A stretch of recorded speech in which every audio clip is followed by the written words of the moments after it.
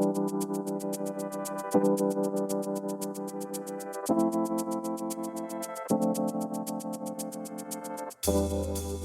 to the Factal Forecast, a look at the week's biggest stories and what they mean from the editors at Factal. I'm Jimmy Levis. Today is December 4th, and in this week's forecast, we've got rising tensions between the US and Venezuela, an annual summit for India and Russia, legislative elections in Hong Kong, a social media ban for teens in Australia, and a general strike in Portugal. You can also read about these stories and more in our weekly newsletter, which you'll find a link to in the show notes. Up first, we'll take a look at the rising tensions between the U.S. and Venezuela. For more on that, I've got fellow Factal editor, Owen Bonnerts. Hello, Owen. Hey, Jimmy. How are you? I'm great, and I'm glad you're here. Always look forward to having you on the program with us. Looks like there's been some action going on, these strikes on boats off the coast of Venezuela and some rising tensions, and we're hoping you can get us all caught up on that. So I guess just to start, give us a bit of a recap on the situation. Yeah, so when Trump was elected in 2024, it wasn't necessarily a surprise that he would be taking a more aggressive stance towards Venezuela. It's certainly what he did during his first term. And despite the fact that he has talked a lot about wanting to be a peace candidate and a peacemaker around the world, he's also invoked the idea of the Monroe Doctrine, kind of this American foreign policy guideline that says that the United States should be especially interventionist and especially involved in the Western Hemisphere. So in 2019, during his first term, the Trump administration was very, very involved behind the scenes in the attempted coup or the attempted power change surrounding Juan Guaido, who was elected as the president of Venezuela's National Assembly. That sort of fizzled out after a couple years, and Juan Guaido is now living in exile. But this new round of American interventionism in Venezuela kind of started in August when the Trump administration began deploying new naval warships to the Caribbean. Started with an amphibious assault boat and has slowly increased with a number of smaller boats every few weeks. But most recently, in the end of November, the U.S. has deployed the aircraft carrier USS Gerald Ford to the U.S. Virgin Islands. And overall, between the aircraft carrier, the amphibious assault group, and everything else, there's about an additional 15,000 American troops in the Caribbean. And of course, this is only one way that the U.S. has ratcheted up tensions. There has been, up to this point, at least 21 strikes on small boats in the Caribbean, as well as the Eastern Pacific, that the U.S. claims are transporting drugs. Of course, none of these boats have been interdicted and proven to have been smuggling drugs. There has been some reporting on the ground of people going to Venezuela and speaking to villagers from the towns where the people who died on these boats come from. And many of them do confirm, yes, the people on the boats were moving drugs, but they weren't necessarily high-level cartel members or high-level drug traffickers. These are kind of people who are low on the pecking order of organized crime, just trying to get a few dollars by moving typically cocaine from Venezuela or Colombia to a nearby Caribbean island on a boat. And so far, 83 people have died in those strikes, which is obviously something Venezuela is not very happy about, nor Colombia. And both of these things combined kind of indicate to us that the U.S. is really trying to put the screws on the Maduro administration in Venezuela and potentially initiate a regime change or even a bombing campaign in the new year. And what about the latest? There been any new developments recently? So the probably two biggest things that have brought this back into the conversation, because the strikes on the drug boats have been going on since the beginning of September, is one, Trump posting on his Truth Social platform that the airspace over Venezuela is closed. This didn't really come with any sort of formal policy change. The FAA several weeks ago already warned people against flying over Venezuela. But just rhetorically, it triggered a lot of changes. Some of the biggest international airlines that were flying into Venezuela, namely Iberia, Turkish Airlines, GOL, have all stopped flying into Venezuela as a response to this. And Venezuela themselves have also retaliated by sanctioning these airlines that have stopped their flights. So there was that statement where he very publicly said, we're shutting down the airspace in Venezuela. And then also yesterday, he explicitly stated that the U.S. is interested in striking targets affiliated with drug trafficking on the ground in Venezuela. That's the first time he said that out loud, even though it was maybe kind of assumed up till this point. But that marks a major escalation and, like I said, has really brought the prospect of a war in Venezuela back to the forefront. Well, what kind of reactions have you seen to all this? Well, so there have definitely been some degree of negotiations between Venezuela and the United States since these tensions started. Venezuela briefly stopped the arrival of repatriation flights, like of Venezuelan nationals who were deported from the United States back to Venezuela. Venezuela cut these off for a couple of weeks, but now they've resumed, likely as a concession to the Trump administration. I would also think that there's a lot of negotiation going on behind the scenes about Venezuela's oil industry. Venezuela is the biggest exporter of oil in Latin America. It's something like 2/3 of their entire GDP. And at the moment, the only American firm that can sell Venezuelan oil is Chevron. And even this was shut down for about 3 months over the summer before the Trump administration gave them permission to start doing it again.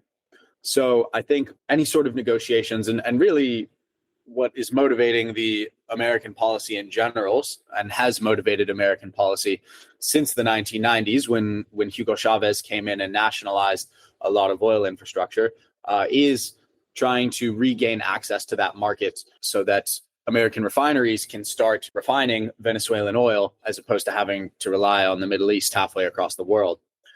As far as other nations reacting to the situation, Colombia, headed by Gustavo Petro, who has generally been very, very critical of Trump, but has especially been critical this time, in part because there are Colombian nationals who have died in the strikes on the drug boats. And he is probably rightfully concerned that any sort of American drone strike or missile strike on Venezuelan territory could also cross into Colombian territory and attack maybe organizations like ELN, who the Trump administration claims are kind of directly connected to the leadership of the Venezuelan military.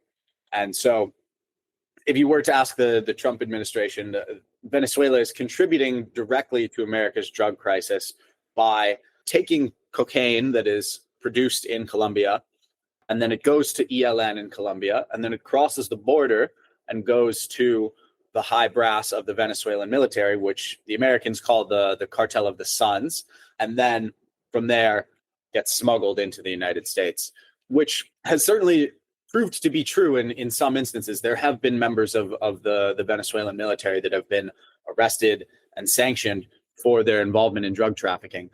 But I think it's especially interesting that the vast majority of the drug overdose deaths in the United States that are often invoked by the Trump administration to justify this. The other day, Trump said something along the lines of each drug boat blown up in the Caribbean is saving 25,000 lives. Well, that would be true if these boats were transporting fentanyl or any other sort of a strong opiate that is responsible for the majority of the drug deaths in the United States. But the fentanyl supply chain really completely skips Venezuela. And what we're talking about is cocaine trafficking, which, of course, is an issue, but is not the one that the Trump administration is repeatedly invoking to justify all this. Well, I know it's a hard question, but considering all that, what do you think folks ought to be watching for next then? Well, I think two other things I would like to watch as far as, international reactions to the whole situation would be see how Brazil responds to things. Brazil likewise currently has a left-wing government and a very, very long border with Venezuela. I think if they sort of came out rhetorically in support of Venezuela, it could change the United States' response. I think particularly the border situation along all of Venezuela's borders, one with Guyana, who they have a territorial dispute with, and Guyana has become kind of a very important American ally in the region. And then also with Colombia, where the Americans have deployed 15,000 troops to the Caribbean Sea. The Venezuelans, who have a very big military, have deployed 15,000 troops to the Colombian border. So any sort of big change in the situation along Colombia's border is worth watching as kind of a precursor for something big to happen. I think most people are of the opinion that an American ground invasion in Venezuela is really out of the realm of possibility. However, a drone strike doesn't seem outside of the realm of possibility. Additionally, the U.S. has kind of released a trial balloon to the American media a couple weeks ago, where they said, in a rare instance of doing this, they admitted that the CIA is operating on Venezuelan territory. So that could manifest in a couple ways. I think another one of the more likely outcomes is kind of the U.S. through their intelligence services backing some sort of internal power change, like what we saw in 2019 or like what we saw in 2002 when the United States backed an attempted coup against Hugo Chavez. I think there's already a very prominent opposition figure in Venezuela. Her name is Maria Corina Machado. She's actually the most recent Nobel Peace Prize winner, and has very close ties to the Trump administration. I could certainly see some sort of situation behind the scenes that allows her to get in power. So any sort of attempted coup, or in response to that, perhaps the Maduro government arresting her, would really shake up the situation. So something to keep an eye out for there, in addition to, of course, more troop deployments to the Caribbean and more strikes on drug boats. I don't imagine those are going to stop anytime soon. Well, Owen, as usual, we'll pause there for today. But thank you so much for your time and for getting us all caught up to speed. Appreciate it. Anytime, Jimmy. India's Prime Minister Narendra Modi will host Russian President Vladimir Putin in New Delhi tomorrow. They're meeting for the two countries' annual talks. This is Putin's first visit since the 2022 invasion of Ukraine. Accordingly, Western sanctions over the war are sure to be top of mind on the summit agenda, especially as India faces tariffs from the United States over its purchase of Russian oil. Now, Modi and Putin are also expected to discuss boosting energy, defense, and trade ties between their countries. Analysts anticipate that the outcomes of this visit may provide important signals about India and Russia's priorities amid shifting dynamics in international relations. Elections for Hong Kong's Patriots-Only legislative body will go ahead on Sunday. There had been speculation they'd be delayed in the wake of the massive blaze that killed more than 150 people. The vote follows a Beijing-led revamp of Hong Kong's electoral system in the aftermath of 2019's anti-government protests. Lawmakers will now be elected through 3 different methods. Out of a total of 90 representatives, 40 are appointed by the election committee, 30 are elected by the functional constituencies, and the other 20 are directly elected by geographical constituencies. According to the Election Commission's data, a total of 161 candidates will be running in the race this year. Under the new election law, security officials have the power to screen and disqualify candidates that fail to meet the criteria of patriotism. While the changes have attracted criticism for reducing democratic representation, authorities say the move ensured stability and prosperity. Now, Hong Kong's first election following the overhaul of the electoral system and the new national security law saw a record low turnout of just 30%. City authorities have been rallying for better voter participation this time around. Still, in November, several people were charged over social media posts calling for a boycott of the votes. Finally, despite speculations of potentially postponing the polls, Chief Executive John Lee said the elections will be held according to schedule and that having new lawmakers take office will speed up aid and rebuilding after that deadly fire. Australia is set to ban all social media platforms for children aged under 16 starting Wednesday. The ban is set to impact platforms like Facebook, Instagram, TikTok, Snapchat, YouTube, and X. Of course, the list is not exhaustive, and the government has said it could continue adding sites to the roster if it raises concerns. Educational platforms like Google Classrooms, work sites such as LinkedIn, and AI platforms like ChatGPT are excluded from the ban. Now, the Australian government argues that the ban on social media aims to keep children safe from cyberbullying, harmful content, and online predators. The verification process will vary depending on the platform, but organizations run the risk of penalties if they fail to adhere to this new regulation. They could see fines equal to about $33 million. The two main Portuguese trade unions called a general strike action for next Thursday. It's the first nationwide strike in over a decade and comes amid the government's plan to introduce significant labor law reforms. The last nationwide strike action took place in 2013 when Portugal was forced to ask for urgent financial support amid an economic crisis. Creditors intervened and a set of austerity measures were introduced. This new call for action comes as the recently elected government, led by Democratic Alliance's Luis Montenegro, proposed several changes to the labor law, namely dysregulation of working hours, fewer rights to working parents, and limitations on the right to strike. Now, so far, workers across several crucial sectors, including banking, education, and health, have signaled they will take part in the general strike. More recently, airline cabin crew staff announced plans to join the strike, which could severely impact flights during the busy holiday period.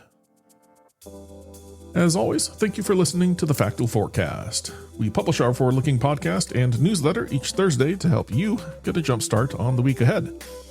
Please subscribe and review wherever you find your podcasts, and we'd love it if you consider telling a friend about us. Today's episode includes work from Factal editors Vivian Wang, Hua Shea, Agnese Bufano, and Jess Fino. Our interview featured editor Owen Bonnerts, and our podcast is produced and edited by me, Jimmy Levis. Our music comes courtesy of Andrew Gospi. Until next time, if you have any feedback, suggestions, or missed, drop us a note by emailing hello@factal.com.